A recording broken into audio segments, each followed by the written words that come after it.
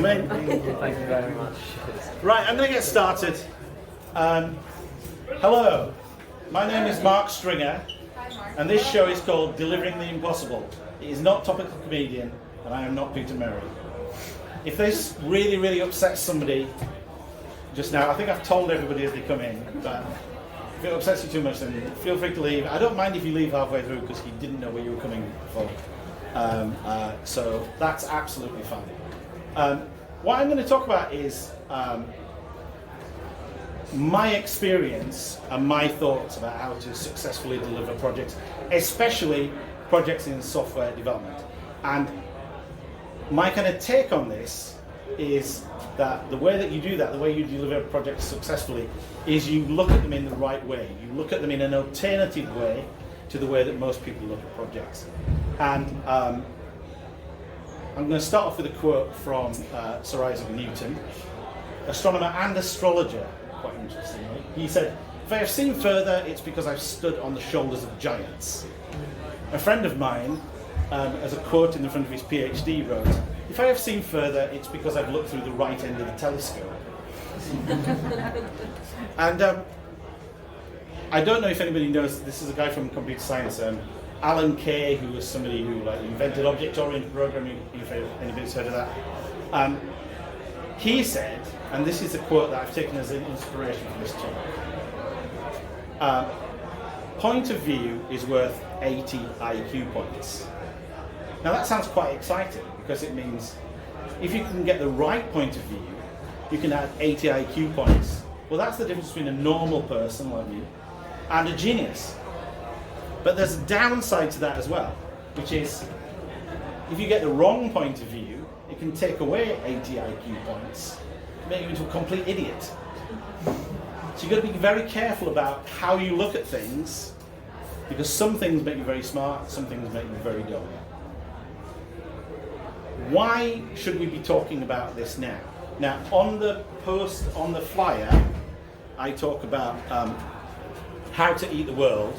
When I've been handing out the flyers, as a kind of tagline, I've been said, would you like to come to a short talk about how to rule the world? I draw this inspiration from a chap called Mark Andreessen. Has anybody heard of Mark Andreessen? Anybody heard of Netscape? Some of you are too young to know of such things. So basically, things like Chrome and Safari, web browsers, modern web browsers, they all trace their ancestry back to something called Netscape that was cool in the 90s. And Mark Andreessen now owns a massive hedge fund that invests in tech companies in Silicon Valley. He's like a leading thinker about technology. And about 10 years ago, 13 years ago, he wrote an article called "Software is Eating Everything." At the time, software hadn't quite eaten as much as it has now. But basically the point that he was making was, software is in every part of our lives. Hello, come in. Are you here for Delivering the Impossible, or are you here for Topical Comedian? Impossible. Oh, amazing, come in. Wait, we were here for Topical Comedian. Were you? Right, okay. Is it not here? Well, you're different people. No, there is no Topical Comedian tonight. Oh, right. No, we're good. We'll watch here. I'm not going to take a picture of this house and show Peter, because last time I was here there was 6 people. But anyway, back to Mark Andreessen. It's going to get very hot in here, I'm sorry, but we'll be out of here by then. Mark Andreessen said, software is eating the world. What did he mean by that? If you want to meet somebody, if you want to have a romantic relationship, what do?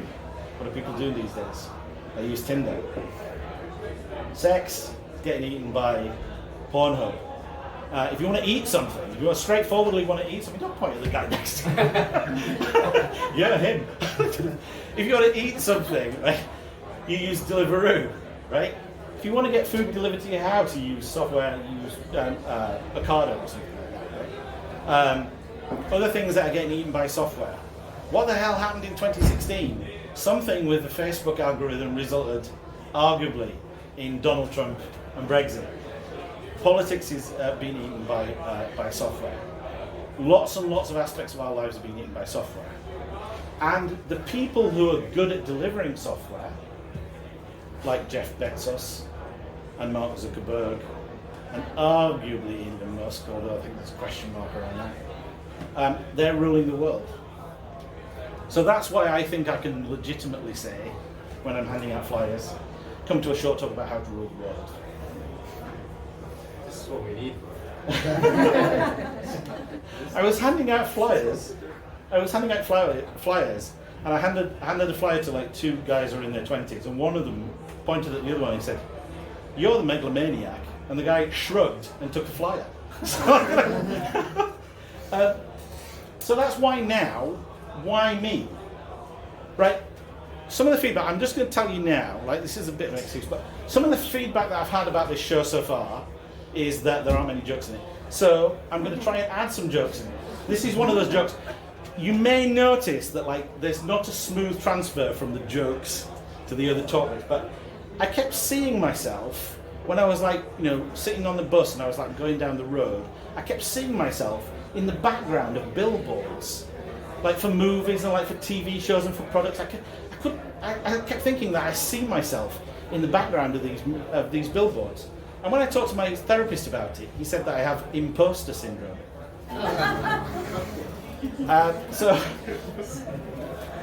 Hello. I don't have to ask you if you're here for the right show. That's good. Yes, so I don't think I have imposter syndrome about talking about this because I've been doing it for quite a long time.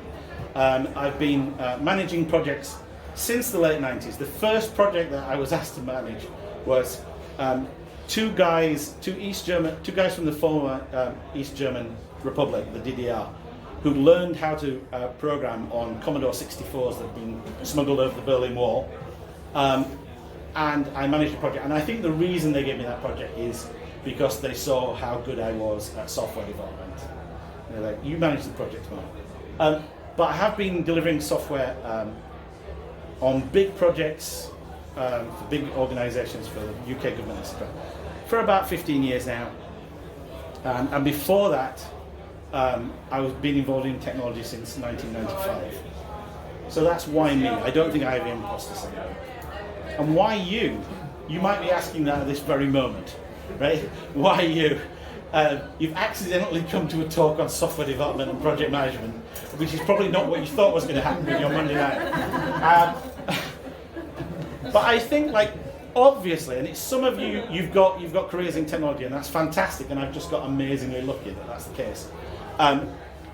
So I think, like, I can easily say that I think it's worth you listening because you've got you've got careers in technology. Some of you might be involved in organisations that need technology, they need software. That kind of software that I was told you was eating the world, right? They might be organisations that need that kind of software. And so understanding about how that kind of software gets made, what kind of problems there are, it might be useful for you to know that. And then I'm going to make a broader claim, right? Which is, I think everybody should be interested in this. Because a lot of what I'm saying, so some people were worried that the language I was going to use was technical. I'm going to use almost no technical language because I know almost nothing about technical things, right? I'm a project manager. I don't really worry about the details of technical details. But I think if you're interested in any kind of creative endeavor and getting from an idea to something that actually happens, then I think I've got something useful to say. In order to get where I need to go, I need to talk to you a little bit about Japanese cars. Japan is one of the world's most successful manufacturers of cars. But there was a time when nobody in Japan made any cars at all. That time was the 1930s. There was a company there that made sewing machines. They thought it'd be quite a good idea to start making cars. And they made a visit to the Ford factory in Idaho or Indiana, that's it, in Indiana in the States. And they looked at the way that Ford were making cars, and they realized that that wasn't the way they could make cars. For two reasons. The Japanese economy at the time was tiny, and it was very, very cyclical. So sometimes there was a boom and people had money, Sometimes there was a bust and people didn't have money. And so the people at that company, which was called Toyota at the time, not Toyota, they decided that they were going to make cars in a slightly different way. And ever since then, they've been perfecting that way that they make cars. And there are some really, really interesting things about the way they make cars. They make cars at the rate of demand. So their salesmen find people who want a car, they place an order, and that car goes through the factory in Japan. They also make cars in such a way that there's a perfectly smooth flow of the car through the conveyor belt, the process. And at each stage, when something's getting, they make sure that something is getting added, some value is getting added. And knock on from that is things like just-in-time. Anybody heard of just-in-time manufacture? So the other thing that the Toyota people realized was, well, hang on a minute, all these parts that we've got hanging around next to the production line, they're a waste. What if we only had as many parts as we absolutely need? And we have like smooth flow of the whole process. So this is called very often when people, basically what happened was in the 1980s, the Americans got their arse handed to them by the Japanese in manufacturing. And American lecturers in economics and stuff started going to Japan and going, what the hell is going on? Well, how come they're so much better at this? And this smooth process where every step some extra value is added is called a value stream. And that's a really, really good thing for an existing product. The only problem is when you're making a brand new product, you don't have that kind of value stream. That value stream that Toyota has got, it took them 90 years, is that maths? Yeah. It took them 90 years to put that together. When you've got a new project, whether it be software or anything else, you have actually two different value streams that I'm going to talk about. You have a weird one and one that doesn't exist. The weird one is the idea. Where did the idea come from? How did the idea get support? How did the idea get funding? Who's behind the idea? Very often you have no idea where the idea came from. It got some kind of support from somewhere, it got put together, and very often the idea has got something on it. I'm being slightly kind of dismissive here, but the idea has got something on it that makes it shiny. Something about it that makes it attractive without having to think about it very much. Very often it's something like all, or faster, or new technology, or does exactly what the old thing did but better.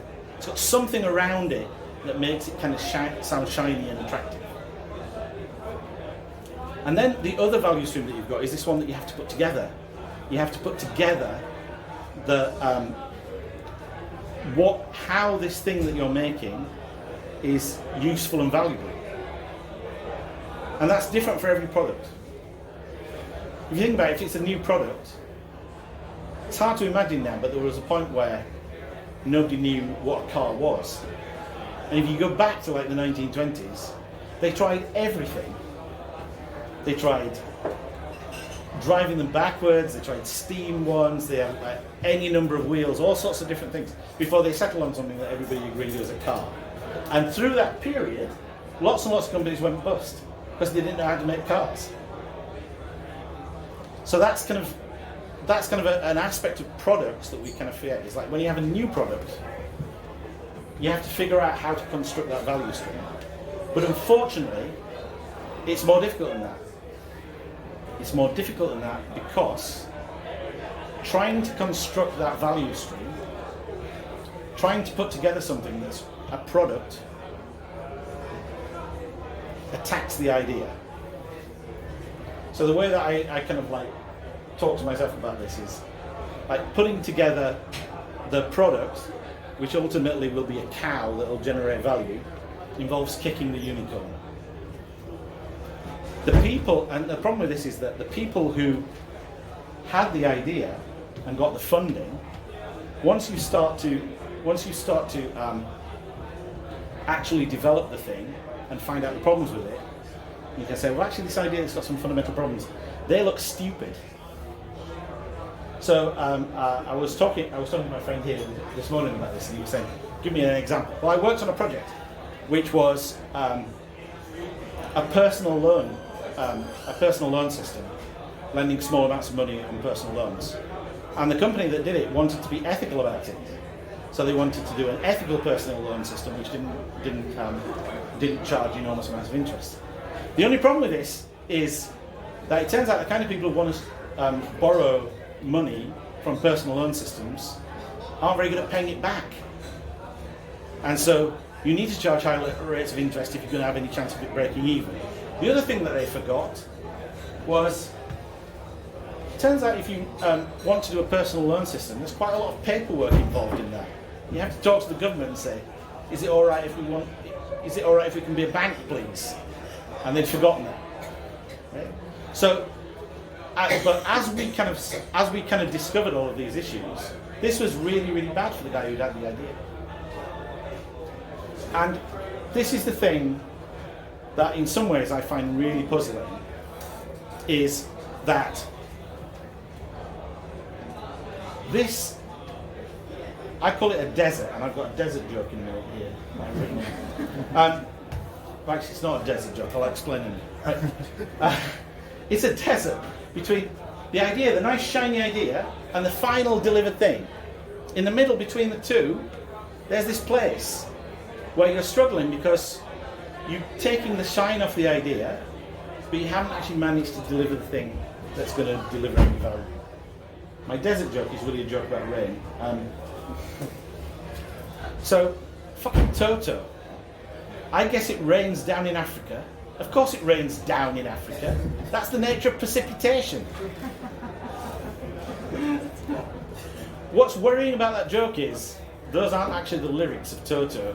Everybody thinks the lyrics are, I guess it rains down. This is a 1982 song, so I'm looking at somebody who's like not born, not even thought of in 1982. But anyway, I guess it rains down in Africa. Those aren't the lyrics. The lyrics are, I bless the rains down in Africa. Anyway, it's a good Toto joke.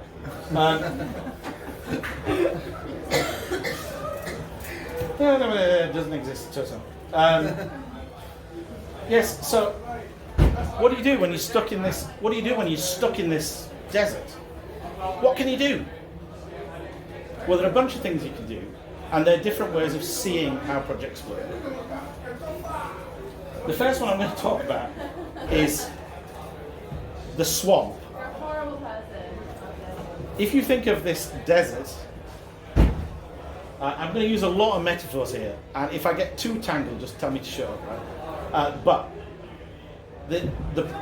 the place where you're doing this project is actually a complex environment. It's complex in lots of different ways. So just imagine that you're going to build something in a swamp. What might be complicated about building something in a swamp? Mud. Mud? Yeah. So doing the work is hard going, right? It's like difficult to build anything there. Anything else? Sorry, that again? Slows you down, yeah, definitely. Anything else? What about what's already living in the swamp? There might be people living in the swamp. People live in swamps, right? What else might be living in the swamp? What's that? Monsters! I love the way he said it. Monsters! Well, there might be all sorts of wildlife in there, right? So there might be kind of, yeah, I mean, have you seen some pictures of anacondas they pull out of the Amazon, right? Like, you know, my wife hates snakes, so I often send you those pictures. Right? You know, 4 meter, 5 meter long anacondas, right? So there might be monsters, there might be massive, scary things in there. There might also be species that are endangered, right? So you're not allowed to touch them, etc. Almost always when I hear about some campaign against building something in the UK, there are some species of rare newts there. There's always rare newts, right? So there are animals there. There's an ecosystem going on there. There might be people live there, right? The other thing that there might be is like there are people who own this swamp. They might not be the same people as the same people who live there. Might be other people who own this swamp. Who's paying you to go and do work in this swamp? They might be different from all those other people. are there people who want to move into the swamp once you've done what you're going to do? So the point I'm making is that this is a really, really complicated environment. And the other thing about it is, and this is kind of always the case when you're doing projects that involve software, and the thing I just mentioned about personal loans is one example. There are people who have never been near this swamp and will never go near this swamp, who still care about what goes on in this swamp. There are regulators, right? There are people who are just sitting somewhere else making up rules about this swamp. So it's a really complicated space. Now I may be making this sound even worse, but in reality, the truth is that you can find out lots of things about this environment. And the more you find out about this environment where you're working, the more chances you have of your project being a success. So finding out about all those things. In software development, one of the ways that we do this is something called user research. So we go and talk to the people who live in the swamp and say, how are things? What can we do to help you? What do you need? We go and talk to people who might think about living in the swamp and say, how are things? What can we do to help you? What do you need? And also, the other thing is, as we move through a project, at every stage we show them what we're doing and how we're getting on. And we're interested in their reactions. We're interested if at some point, it's what happened to me in this project that I was talking about, it's a personal loan project, is they were in a meeting with a company at one of the comparison websites, and they said, oh, we like to list on your comparison website, and the people said, you've been to the Financial Conduct Authority, haven't you? You've talked to them about like lending money. And they said, no. It's like, oh, you need to do that. It takes 6 months. Project's on hold for 6 months while you do that, while you fill in this massive form. So there is this kind of, there are ways to explore that space. And another way in software to explore that space is something called working software. And I'll talk about that more in a second. Where are we? Yeah, that's escape. So another way that you make sure that you're another way that you can get out of that desert is, as soon as possible, connect to people who actually want the thing that you're making. As soon as possible. Make something that connects to the people that actually want the thing that you're making. And the way I think about this is, I've written down escape. I think about this as like a prison escape. You know, like those war movies where they like dig tunnels, and then the tunnels collapse, and then they have to dig another tunnel, and they dig a tunnel and it's not long enough, and they only get out through one set of barbed wire, but they actually have to dig through 2 sets of barbed wire to get out. That kind of thing, right? And the point about doing this kind of stuff is that the further out that you can get, the more value you will get until you actually get to real live users. The interesting thing about a project is, once you connect with real live users on the outside, the project completely changes. The dynamic of the project completely changes. Because now, the thing that's fueling this project is not the shine on the unicorn, which is what got the thing going in the first place. It's that you've actually got something that people want and people use. That's why you do the user needs Yeah. requirements, the barriers. Yeah, you do the user needs stuff, but you also try and get working stuff as soon as possible.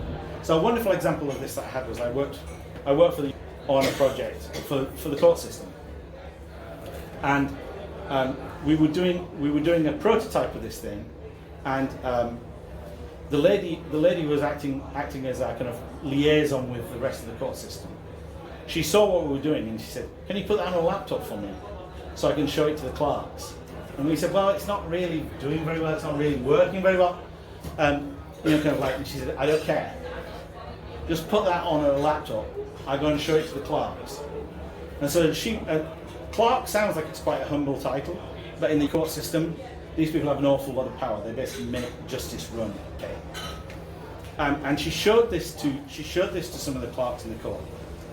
And because she was a clerk of the court herself, she could say, "Look, don't worry about this. Don't worry about the fact that this doesn't work. Don't worry about the fact that this doesn't work. Just imagine that this will do this, and this is the thing it does already. Look, isn't the spoon? And the interesting thing about this project was it completely transformed itself from that point because there was pull now. This is something that like Toyota talk about all the time. Pull, like remember, like the customers, they wanted it, and that project was completely changed from that point. There's a guy who was a very successful advertising copywriter in the 80s, but he got a bit too cocky and ended up in jail, writing marketing copy. But he has a story where he says to people in his classes, he says, so I'm selling hamburgers, you're selling hamburgers. What advantage do you want over me when you're selling hamburgers? And people talk about all sorts of things. The best cuts of meat, Wagyu beef, artisanal bread, all this kind of stuff. And he says, you can have all of that. What I want is a hungry crowd. I want people who are hungry. I want people who want to pull this thing towards them. And that's the whole point of connecting with people who actually want this thing, and it completely changes the dynamic of the project. I've written pirate ship here. This is basically when you're on a project, you will see problems approaching on the horizon. And this is a really basic idea, but it's amazing how often it doesn't happen. When you see these projects approaching on the horizon, you should deal with them. It's like a pirate ship coming towards you if you're on the deck of a ship. You shouldn't do something like scrub the decks. But it's amazing, like, you know, I work sometimes as a consultant, I go into different projects and try and help. It's amazing how often everybody on the project knows what the problem is that's on the project, but they're not telling the senior management at all. They're just pretending everything's fine. Why do you think they might do that? Anybody? Any thoughts? Yeah, what happens if you tell senior people bad news? Do good things happen? Yeah, exactly. So that's... They're risk averse, aren't they? Yeah, but the thing is, quite often these are things like... I worked on one project where it was a super exciting fraud detection project for a bank, right? It wasn't an exciting project. But on every diagram, there was this transaction database. All the architects had drawn these diagrams with this transaction database on it. The problem was that transaction database didn't exist. And it was like 3 years and £5 million to write that transaction. It didn't exist, right? And when you talk to people, everybody knew it didn't exist. Nobody was saying anything. They were just saying, like, keep it quiet, because they knew that there would be some kind of final positive view. And then I'm gonna just briefly after this talk about some negative ways of looking at projects, and I'm going to finish. This is something that most people really don't understand, but it's really, really powerful. Everything in project management is a bet. It's not a guarantee. Nothing is guaranteed. Everything is a bet. You put contingency plans on. Yeah, but like, some of these bets are worse than going and betting on like red 15 in the casino. Some of these bets are downright crazy, right? There's all this kind of behavior around projects to make it look like something is not crazy. But sometimes these things are crazy. Now, the thing about that is, that might not be a bad idea, right? Risk-taking is something that organizations need to do. Weirdly enough, they don't seem to talk about it in a way that is about risk-taking, but they very often need to do that, right? But I think this is really important for your sanity if you're a project manager, to understand that some of the things that you're working on, they may not succeed. You know?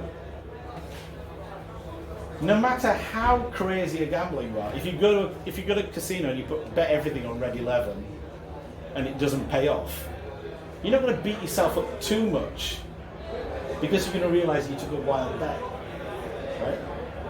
But very often, like when you talk to people on projects and they failed, they do beat themselves up. They don't realise that it was a wild bet.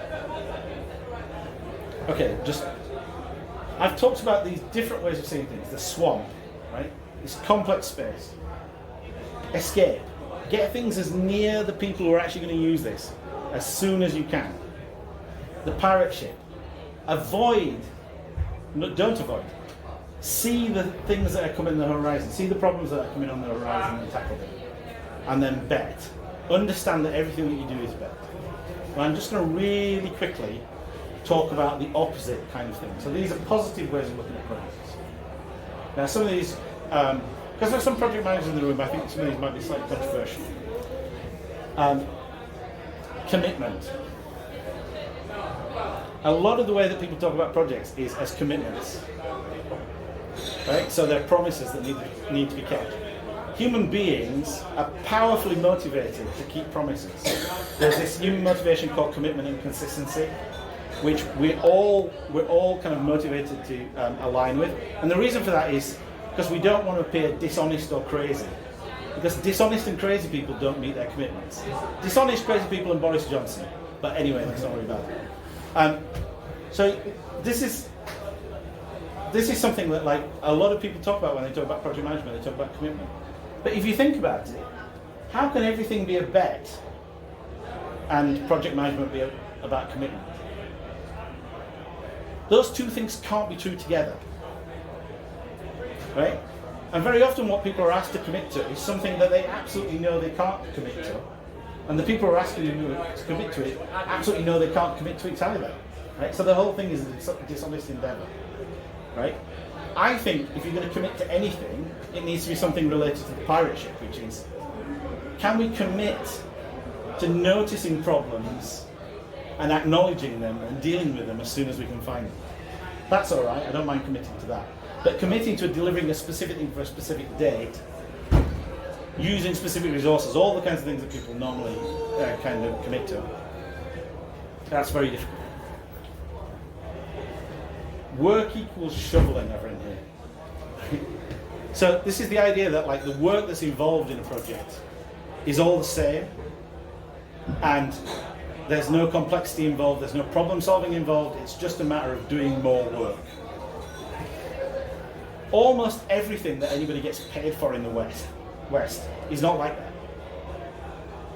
If it is a simple thing that just involves doing more work, it's mostly been outsourced to other countries around the world. All we're left with is the complicated stuff. It's complex and complicated stuff. It doesn't really, so kind of the nature of the work is not smooth. You can't just work harder and get further. And that brings me on to another thing, faster. Again, I was trying to explain this earlier today, right? So I read something on LinkedIn that kind of made me quietly see, but I didn't respond to it, which was somebody saying that you should always be asking your team, how can you go faster? And I was saying earlier today, if you're in a traffic jam, like, and you're driving and somebody next to you is going, how can we go faster? How can we go faster? We need to go faster. How can we go faster? Is that helpful? Is it productive? And also, like, let's say you're not in a traffic jam and you're on an urban road. How fast should you be going? Is there a point at which you're going too fast and you're doing some damage to yourself or to the vehicle? You know, whether that's the team or the company.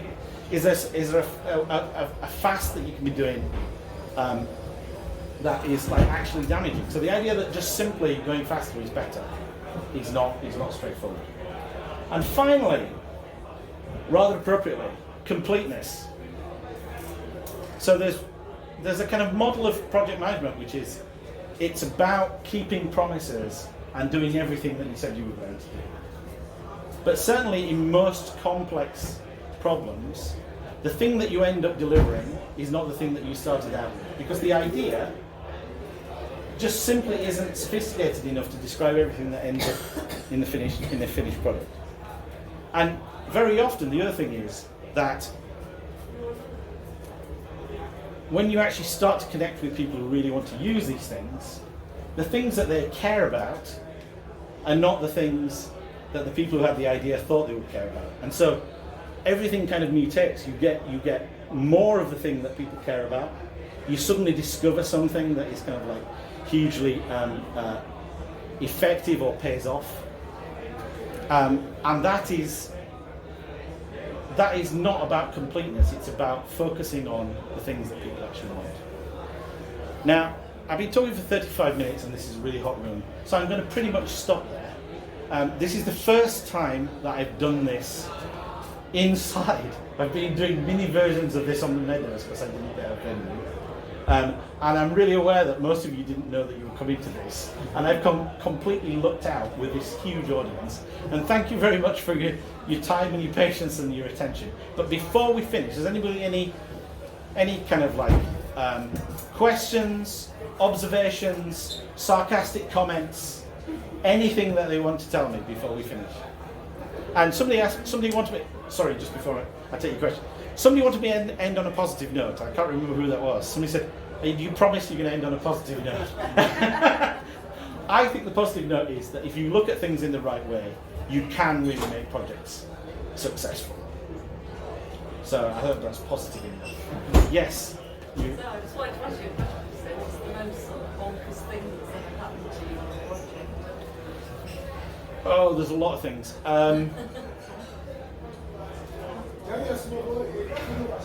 I think one project that I worked on again.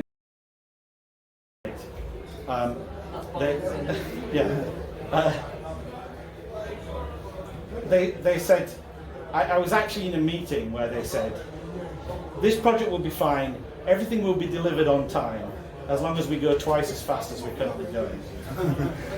And they said that seriously, and loads of people just went, yeah, that's what's going to happen. And like the thing with things not existing was pretty bad as well. Also, one time I worked at another government department, and I managed to I lasted 4 days, and and a bunch of different crazy things happened there in those 4 days. One was that I had a meeting with the team, and I kind of said, okay, tell me all the pirate ships, tell me all the problems. And I wrote all these problems down, I put them on posters, and I put them on the wall. And I was told to take them off the wall because it was bad for morale if people saw what the real problems were that were in the project. And then again, in a very similar way about like they're going twice as fast, I kind of like looked at how much progress they'd made in the previous 12 months. Said, okay, you were again anticipating that you're going to make 3 times as much progress in the next 12 months. Why are you going to go 3 times as fast? Those kinds of things. Yeah. I'm trying to. There's definitely something crazy on that that's going to come to mind, but those are pretty. Yeah. How do you prioritize projects? Just from my own example, from my own perspective, I've got a couple of wacky ideas. Right. And I don't know which ones to prioritize. Oh Lord. I don't know. I mean, I think you've got to look for the one. This is kind of a different subject. It's not really project management, but I think you've got to look for the one that kind of either speaks to you the most, or the one that you can do quickest. I mean, like you have to pick a criteria. Because a lot of things they're really kind of appealing, but they've got a kind of there's kind of fairy dust and unicorns at some point in the process, which like are going to mean that they're going to be difficult to do. Some things are kind of relatively straightforward to do. Yeah. Yeah, I'm sorry. This is not what I was expecting. I don't think this is what anybody was expecting. I'm sorry. Yeah. I just want to say first of all, I'm going to study AI and computer science at University of Edinburgh. Congratulations. In September. Yeah. So it's a pretty cool thing that I've walked into this. So I've really got some value out of it. So I want to say thank you first of all. That's and I amazing. just want to Thank you. ask you what is your top tip to be successful for someone young like me in software? In this generation of software. Get some actual experience working with a real company, because it's laughable how little actual experience you need in order to make you stand out from everybody else. Okay. So like get an internship, get something where you've actually worked for a real company, because I used to look at CVs for internships for Xerox in Cambridge, Yeah. and everybody's got a perfect academic record. So you can't see it because everybody's got the same perfect academic record. So anybody who's done anything with an actual company, they're thinking, oh well, maybe this guy can we can have him in the office and he's house trained, because other people have already had him do work. And I remember when I got a job as a software developer, and I had 12 months experience, I applied for 6 jobs and got all of them. And the difference, and I've been struggling so much to get any kind of job with no experience, but once you've got some experience, it's a huge difference. I wasn't expecting to answer that question. Yes. Yeah, I got an observation of how to get from idea to actually deliver the product, right? And you discussed about you said about how to to avoid the desert or getting stuck in the mud and everything. Yeah. So How to avoid the desert full of mud? Yes, that's how I clear my images. Yeah. I think so, yeah. I mean, I've heard that, for instance, like in a university in Maastricht, the Netherlands, there is actually a course for Imagineering. Yeah. Yeah. So you kind of like, I think, avoid that desert. I'm not saying. Yeah. By like kind of like really sort of like imagining in a way, sort of like from an engineering perspective, how to get there immediately, and so then I think you get faster as well in that sense. You don't really get stuck in the mud. Well, I mean, clearly some people are fantastic at it delivering might work in some projects, it might not work in some other projects, but yeah, in this particular case, the person I know who is an engineering, Imagineering manager, they were trying to develop the Einstein theory of relativity. So wow. yeah, I know, right? I mean, the shrinking time and space is one thing. Yeah, that sounds like weird. Wow, Yeah, I know. Okay, that is 3/4 of an hour. So I'm going to.